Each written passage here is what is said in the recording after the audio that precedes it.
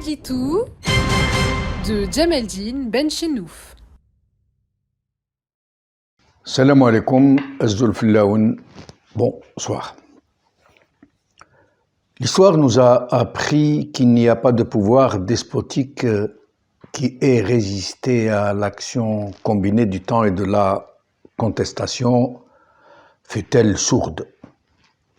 En fait, pour une raison très simple, parce que ce genre de pouvoir porte en lui-même les germes et les logiques de sa propre destruction.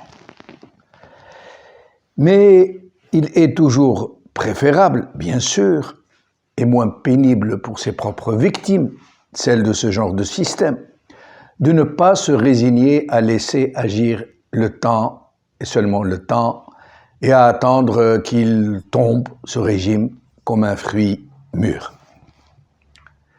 Il est encore plus préférable pour les sociétés, pour les nations, de ne pas se confiner dans la démission collective et de laisser les désordres intestinaux à l'intérieur du même système changer l'état des choses comme ça arrive parfois, parce qu'en la circonstance, ces changements, même s'ils s'affublent des oripeaux, du sursaut, du redressement et de la révolution, restent toujours cosmétiques, dans la pure logique de Hna fi Hna.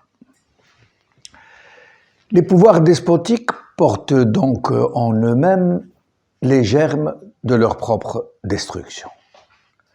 Mais ils sont tout aussi naturellement porteurs de logiques particulièrement virulentes qui dévastent les valeurs et les vertus les plus précieuses de l'être collectif qu'ils ont capté. Celles qui n'ont pu s'épanouir et s'ancrer dans les profondeurs existentielles des peuples qu'à travers un long et très fructueux processus culturel, civique, sociétal. Des valeurs et des vertus qui viennent souvent de très loin. Et c'est précisément là que réside le principal péril de ce genre de système politique. Parce que si le retour à un ordre plus légitime peut réparer tout ce que le système despotique a pu générer de saccage, de pillage, de rapine, d'injustice, d'oppression, de malhonnêteté en tout genre, il ne pourra par contre plus jamais rétablir comme elles l'étaient initialement les valeurs morales de la société qu'il a lui-même éradiquées ou qu'il a contribué à éradiquer. La haute tenue morale, le sens de l'honneur, de la justice, de la dignité, de la pudeur, du civisme, de la solidarité, de la fraternité et d'une façon générale, la hiérarchie des valeurs dans l'entendement collectif.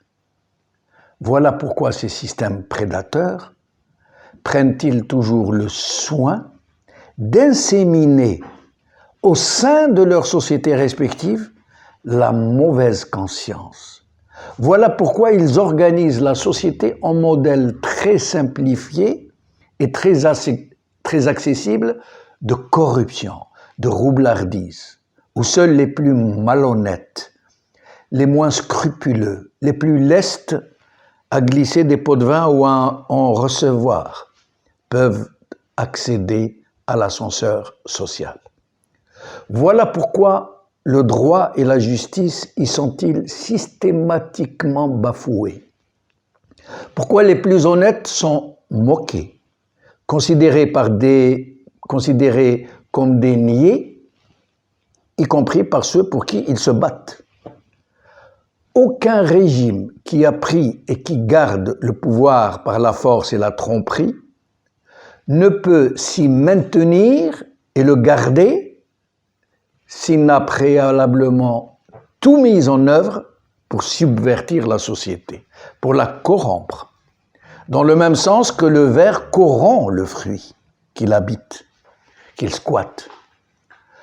aucun régime de ce type ne peut garder le pouvoir s'il ne s'applique à renverser les valeurs sociales, s'il ne hisse pas les plus médiocres et les plus corrompus au sommet de la société, dans le même temps qu'il ravale les plus méritants aux oubliettes. Et c'est précisément pour ces raisons qu'en se faisant, il creuse lui-même sa propre tombe et qu'il précipite sa propre chute. Ironie de l'histoire.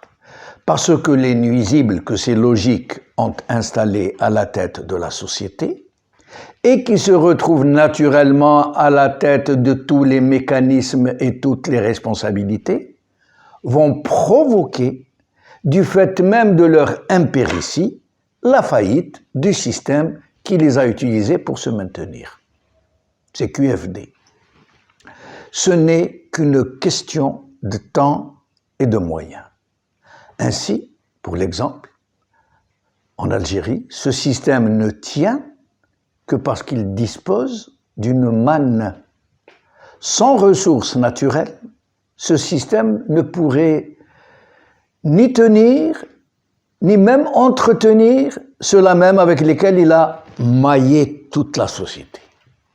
Et voilà pourquoi, pour revenir à ce péril de dégénérescence, que la plus essentielle des priorités des sociétés qui sont dans ce processus mortifère devrait consister en la préservation des valeurs qui les constituent et les caractérisent.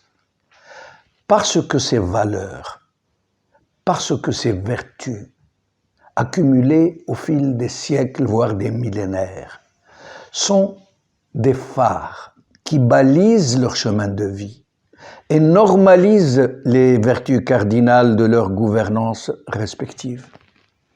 C'est pourquoi, lorsque dans des nations qui furent vertueuses, dont les peuples ont lutté pour leur liberté et leur dignité, mais dont le destin a été malheureusement dévoyé par des aventuriers, le plus urgent est une prise de conscience de ce qu'elles sont devenues et de ce qu'elles risquent de devenir si elles n'entreprennent très vite de rétablir les valeurs qui les fondaient, qui les cimentaient en une seule nation.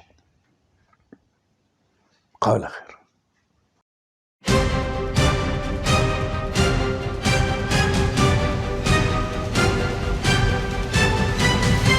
L'édito de Djemeldine Benchenouf.